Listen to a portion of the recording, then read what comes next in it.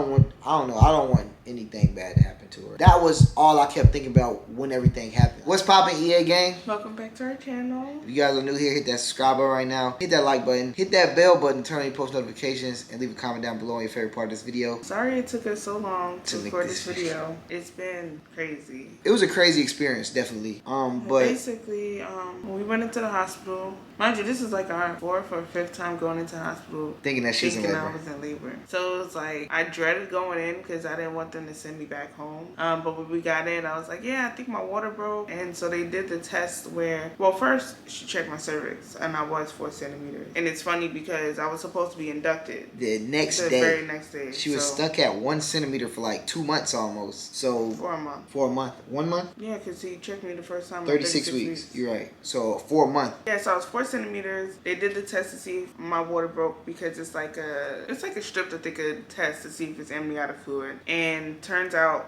my water did break. So she's like, yeah, you're going to be admitted. You're going to have this baby. And I'm like, oh, wow. I feel like that was the only plus about the trip, though. She didn't want to get induced. And she was able to go into labor the night before she was supposed to get induced. Yeah. So I feel like that's the only thing that she got to go completely natural. Yeah, so I didn't have to take like the, what was it called? The Pitocin? Cervidil. Cervidil to soften my cervix. And then the Pitocin to start the contractions. Yes. She had it all naturally. So that was the only good part of the... Well, not completely all naturally, but I started labor on my own. I mean, yeah. So from there, they admitted me into the hospital. Hold they on. took me... Before you say that, tell them how many times they... First of all, y'all, I knew from the beginning that it was going to probably be a rough experience because, like, when she was, you know, like, as soon as they, before they admit her. Yeah, before they admit her, you know, they put her on the IV and stuff. They had to stick her like 5 times. So they originally, they stuck me right here. Like. And then she was trying to, like, move it around to see if she could get the vein. But then she ended up going, like, I don't know, really deep because it didn't end up hurting. I was like, please take it out. It was like 35 minutes. So then after that, they went to this arm and they stuck me right here. And then I think the 3rd time was the charm because they ended up sticking me right here. I don't know if you guys can see it. I will tell y'all how this happened a little later in the video. Stuck me right there, and that it stayed. That was the winner. Remind you, it was 2 nurses. The first nurse couldn't do it at all. She had to call backup. And then the second nurse was like, she the one who eventually got it in, but it took her like 20 minutes. Yeah, which was so weird because I don't really have problems with my veins. So we got that rolling, went into the labor and delivery room, and then we met the new nurse, which was she was really nice. Yeah. I won't say the nurses weren't. All nurses were nice. Yeah, they were. We didn't have any like rude nurses or anything. Yeah, so she was the one that scared me a little bit because as soon as we got in the room, she's like, do you want an epidural now? And I'm like... Yeah. She made it seem like she was just... I know. I was like, no, I'll wait. Because in my head, I'm thinking, okay, it's going to take as long as it did with EJ. Because with EJ, I was stuck at like 6 centimeters for a whole day, basically. Yeah, we was in labor for 48 hours? Yeah. I'm like, no, I'll wait. Then my contractions started getting worse, and I could look on the screen. And if I'm not mistaken, it goes up to like 125 as far as like how intense the contractions can be. And I was at like a 90. And I was like, okay, these are hurting. An hour later, she got the epidural. Yes. Basically. Yes, I got the epidural, which was another weird experience because when I had it with EJ, Eric was allowed to be in a room. With this time, they didn't allow him to be in a room. 1, 2, when it was time to get the epidural, yes, it stung when he put the numbing medicine in, right? But when he was putting the epidural in itself, I kept feeling pressure in like it literally felt like he was separating my vertebrae. It was so weird. And I'm just sitting there like, I don't remember it feeling like this. Like it felt so weird. So we got the epidural in and then I was chilling and we tried to go to sleep or whatever. Eric ended up falling asleep. We got there at like 9, like we got admitted at like 9 o'clock. I'm not gonna sit here and say like the whole experience was bad. I'm gonna say the end, like it was pretty much normal labor up until afterwards, you know what I'm saying? Like overnight, I'm pretty sure if you guys watched the video, like we showed you basically everything that happened during the night. Yeah, it was going smooth sailing for the most part in the beginning. I ended up progressing really fast, like you could tell from the old video. Every couple hours, she was like 2 more centimeters. Yeah, so by the time it was like, what, 4 hours, I think at 8 centimeters. Yeah, and I think you spent the longest time at 8 centimeters because they came back like an hour or 2 later and you were still 8 centimeters. I was at 9. So anyways, it was really early at that time and my doctor didn't come in until around 7. So I was trying to wait until he came because I'm like, I really want him to deliver the baby. And you managed to wait too, though. Yeah, we managed to get so to around like 7 o'clock. I was still around 9. I didn't progress to 10.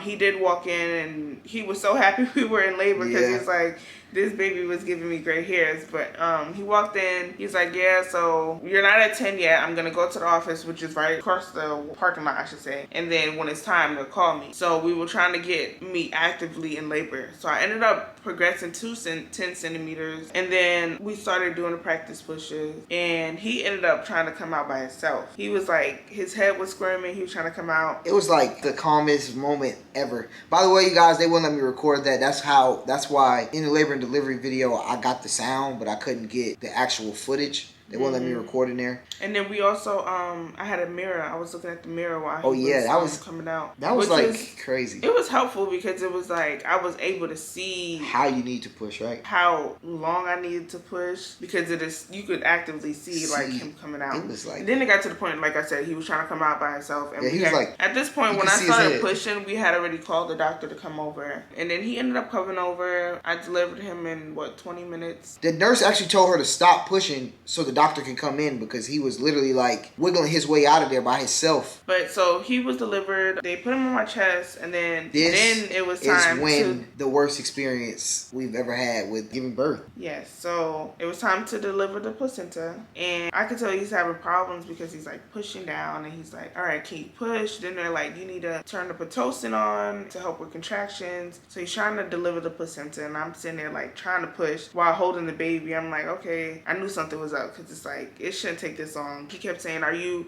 okay? Let me know if I'm hurting you. And I'm like, I'm fine. And I had the epidural still, so I couldn't feel anything, which was I was so grateful for that because if I didn't do the epidural, you'd have to get another DNC. It would have. He wouldn't be able to do it. Yeah, he said it. I would have to take you into surgery. Yeah, so I'm pushing. He's trying to get it out, and I think he got it out, some of it out, because it got to the point where he had to go in for more, and he had to get tools to go in and get more. See, she couldn't really see this though, y'all. So like, she had the baby in her face, and I'm just still sitting there looking, and like, she's so calm. So I'm like, everything must be okay. But like, y'all, when I tell you, he was working his way in. It was like a little metal rod with like a triangle on the top, and you could just see him like pushing on her stomach and like he was scraping, and I'm looking at her. I'm just like, okay, all I'm seeing is blood coming out, but I know with her first pregnancy with EJ, her placenta broke up as well, and they didn't tell us. Yeah, we didn't know until a month later with EJ. Yeah, so and she could have lost her life because of that, and the doctor didn't say anything.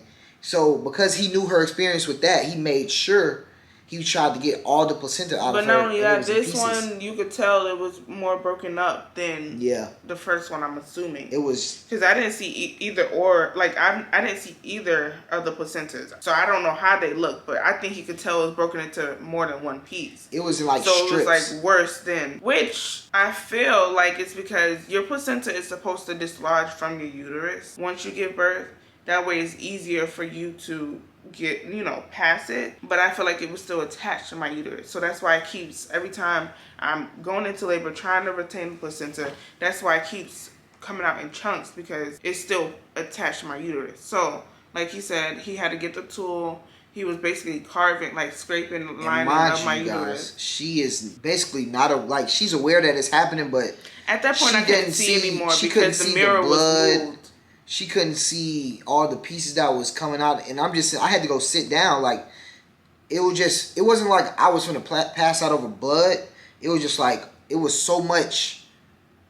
It was so much coming out of her. I could feel when I passed blood clots, and I knew it was blood clots because they was like, oh, she passed another blood clot. And I think even when the doctor left, I passed one because I remember feeling before he walked out, you passed the biggest one right after they changed the little bag. Y'all, it was so much blood everywhere. Mind you, it took him like 20-30 minutes. He was still like carving, trying to get all the placenta out, and they took the baby from her to give him his shot and to like get his measurements and stuff, and she's literally turning around this time. That's when I started. She's literally turning purple. Like, her face is pale, her lips are pink. I mean, no, it weren't pink anymore. They were blue. Yeah, they were like a palish blue. Like, and like she was literally like it got to the point where like the nurse is like, she don't remember this, but the nurse like She wanted to go to Alexis wanted to go to sleep. I wanted to close my eyes. And the nurse was like, but I could still hear what was going on because I remember hearing her say how much he weighed and how long he was. And I'm just sitting there like my eyes are closed, and she was like, "You need to wake." The nurse come with the light, and I told her, I'm awake, but I need to close my eyes because I just don't feel good. The nurse was like, "No," and I felt weak. I felt really weak. She basically went from being like, "Yeah, I'm okay, everything is okay," to flushed, like completely, like. She wasn't even the color she is right now. Yeah, I was throwing. She was like, "Do you want apple juice?" Up. I remember her giving me apple juice. I remember drinking it. I remember throwing up the apple juice. I remember kept having it like I. On top of this, she was shaking so bad, y'all. Like she went from being okay to being freezing cold, like shaking like. And then they put a warm blanket on me, and she could barely talk. They put a warm blanket on me. It didn't help. I was shaking so bad, my jaws were like hurting. I remember my jaws were hurting. I'm like, and I'm just like, it was. Ugh. And the baby over there, like the other nurse wanted me to take pictures. I'm like, look, I can't even focus on him right now because my wife is sitting here. I think she was trying to get my attention off of, but I'm sitting here like, is everything okay? Like I see all this blood. Like it was so much blood from him trying to get the placenta out that the floor. They had to clean the floor. It was so much blood on the floor. Like y'all know the little things, the little pads that they put everywhere. Like wee pads. Yeah, they had it. Literally, the blood like soaked up the wee pad and was still around on the actual floor of the hospital. So I was just like, is everything okay? Because I'm just sitting here trying to hear words. Like he was leaving, and that's when everything started happening really, really fast. And I'm just like, is everything okay with her? She can't even talk to me really right now. Like every time she's stuttering because she's so cold. Her lips are purple. Her face is flushed. I'm like, yo, she don't want to keep her eyes open. They were like, you okay? Cause and they was pale. Even the nurse like that was with us the whole time. She was worried about you. The pediatric nurse. Yeah. So is everything okay? So everything just was getting really, really. At that time, intense. That was like I remember bits and pieces, but it was a blur. It was intense at that point. So from then. I started feeling better. I think they pushed another IV through. They gave you some medicine to... They gave me... Because I remember giving me a shot in my leg. I can't remember what that was for. They gave me a shot in my leg. They gave me Zofran for the nausea. They gave me a few other things. I know he said that you will be in more pain than what you would usually be in after birth. I remember him saying that because of all the carving. He wanted to do everything. He said he wanted to do it under... Like try to get everything do it that way than do a DNC. Yeah, and put her to sleep and take her into surgery. Especially with me have just given birth, my uterus being so, like basically inflated like a balloon, to where if they did a DNC, it was a chance of them piercing my uterus, which would have been an even bigger problem. So I'm grateful that he did it the way he did, that he was as thorough as he was, even though he was sweating. I feel like. I'm grateful he was thorough, but it was like, I wanted to say stop for a second, like, let's make sure she okay. She was looking at the baby and she... At that point, I felt fine. I'm like, yeah, but good. Like, soon after it happened... You keep saying that and I'm fine. Soon after, right when he was finished though, you just flushed. It's like if you would have kept going in, imagine how much more... You was losing so much blood, but I guess your body hadn't react to it yet. Because soon as he was done, that's when you just completely shut down. It was like you was finna go into shock. That's how much blood you lost. But yeah, so it was an experience. Then it got to the point where we were switching rooms, and I had to get up to go use the restroom, and it was really hard for me to get up. I tried to get up once and I couldn't, so they laid me back down for a little while. I think maybe like another hour, and then they ended up getting me up. I tried to push myself to get up, so I got up, went to use the restroom. Got back in the bed because I couldn't get in the wheelchair just yet. I wasn't feeling good, so then I went into the wheelchair. We got into the other room. They did the blood test. They took my blood to see if I was okay. And then turns out that I was, my hemoglobin levels were really low. So I was already anemic, but when they took my blood, it was at 6.6. And they said the lowest it should be after birth was a 7. Yeah, so they were like, we could give you a blood transfusion or you can wait it out. And I was like, I'd rather wait to see if my... Because they said it was so close, so they wasn't trying to like rush into doing a blood transfusion.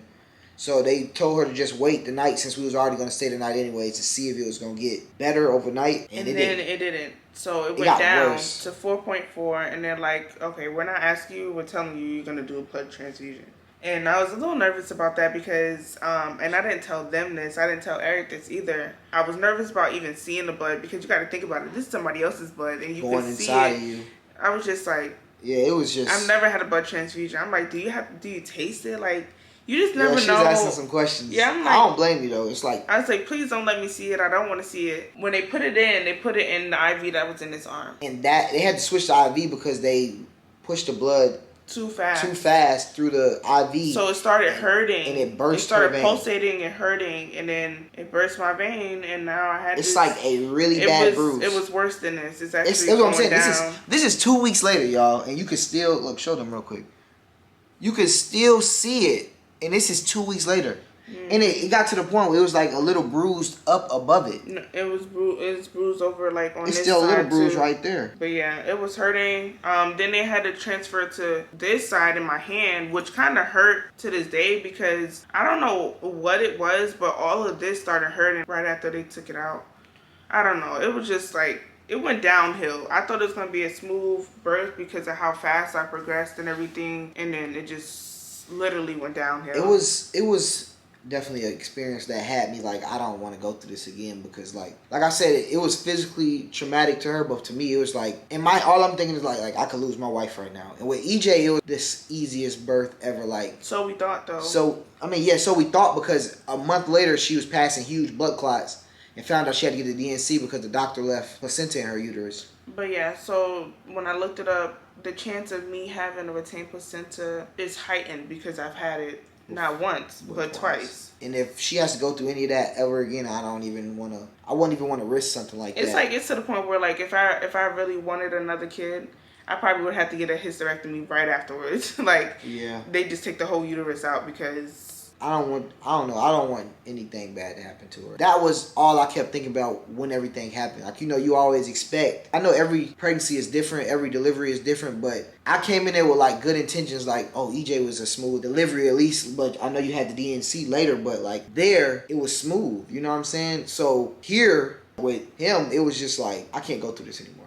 I don't want her to go through that anymore. Yeah. It was feeling the way she did, scary. It was just like, nah, that was too scary for me. It was scary. I stayed in the hospital longer with him. Yeah, we had to stay another extra day. We stayed like 3 days. They said she could have stayed another day if she didn't fill up to it, but it was like we was ready to go home. And part of me felt like I probably should have. Yeah. Only because when I did get home, I still felt you started feeling a little and weak. Everything. She didn't get like her lips didn't turn blue and her face wasn't flushed, but she did. It's been a tough recovery for you. I'm not gonna lie. That's why it took us so long really to make this video. And then I still have the effects. I know I'm still like probably not. I'm still severely anemic. I can tell because it's to the point where I'll be super cold or super tired.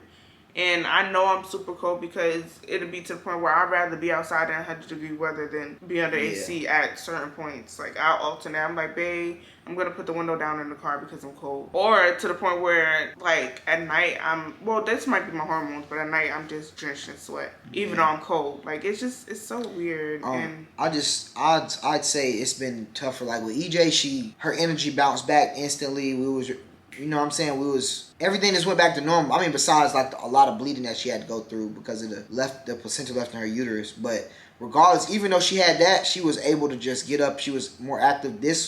With him, it's just like, it's a slower process. And I understand everything is different. We both understand everything is different. But I just feel like because of everything that we've been through with this delivery, it's just hard to say that I want to have another kid. Like, I'm not willing to, even if I understand you wanted a big family, but I just feel like when it comes to your health, I'm going to put your health first any and every time. You just have to make sure you have a doctor that is an advocate for you. Yeah.